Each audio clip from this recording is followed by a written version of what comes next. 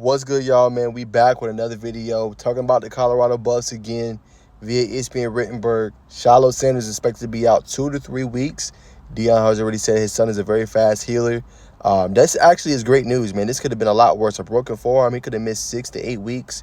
Could have been way worse than this, man. So Shiloh is obviously their best or one of their best defensive players outside of Travis Hunter. He backlines that defense, that secondary. He's a hard hitter. He's really good in coverage. He's been having some great seasons for Colorado. But this is a massive loss because now you're going to have somebody have to step up for him in the next 2 to 3 weeks. And it doesn't get any easier for Colorado. But luckily, like I said, it's only 2 to 3 weeks. So you feel pretty good after having surgery, his ability to be able to return, obviously for the Buffs and to help out the defense. Now, there's a lot of overreactions this week, especially after the loss in Nebraska, saying the season is done and things like that. And Deion's probably going to leave. So that's been at the hot topic of discussion, after this year. But nonetheless, let's see if they can get it together. Offensive line was obviously a part to blame for their performance. It was not very good. Shedeur, I should say, didn't look how he's been looking, especially in week one.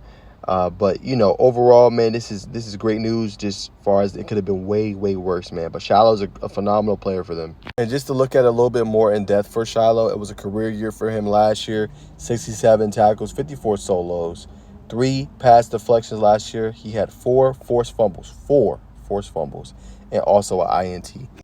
So overall, it was a great year for him. Hoping to follow that up this year and potentially put himself into that draft conversation, going to NFL draft in the spring in 2025. So nonetheless, man, like I said, their signal caller, one of their leaders on the team, we obviously know is Travis, Shedeur, and obviously Shiloh. So they're gonna not be great there, but nonetheless, like I said, good news that this could have been way worse for Shiloh and obviously for the Buffs. Looking ahead, they do have Colorado State, who's obviously that's one of their rivals at the moment. They're going to look to try to win that one. That's at Colorado State. Colorado State's going to come in with some fire, man. They're going to be wanting to beat Colorado, especially after last year. It was a lot of chirp about this game afterwards. Travis ended up getting hurt and things like that. So expect for them to kind of come out with some more intensity. Then they play Baylor. Will be on Fox Saturday night game. Then they play at UCF. And like I said, it doesn't get any easier. You got Kansas State still, Arizona, Cincinnati, Texas Tech, Utah, Kansas, and Oklahoma State. So it doesn't get any easier for the Buffs. But nonetheless, man, let's see how they rebound. It'd be good for them, and if they can come out after losing in Nebraska, they could beat Colorado State, Baylor, UCF, and be 4-1 before playing Kansas State. But we'll see how they rebound. We'll see if the offensive line can look better. And if they can disguise some different things. You just don't want a simplistic offense. And overall, Colorado needs to take more deep shots. I know might not have the time, but they might have to do it schematically different. And you can have those deep shots if you can do play action. And to start and to do play action successfully, you have to be able to run the ball. And they have not been able to do that so far.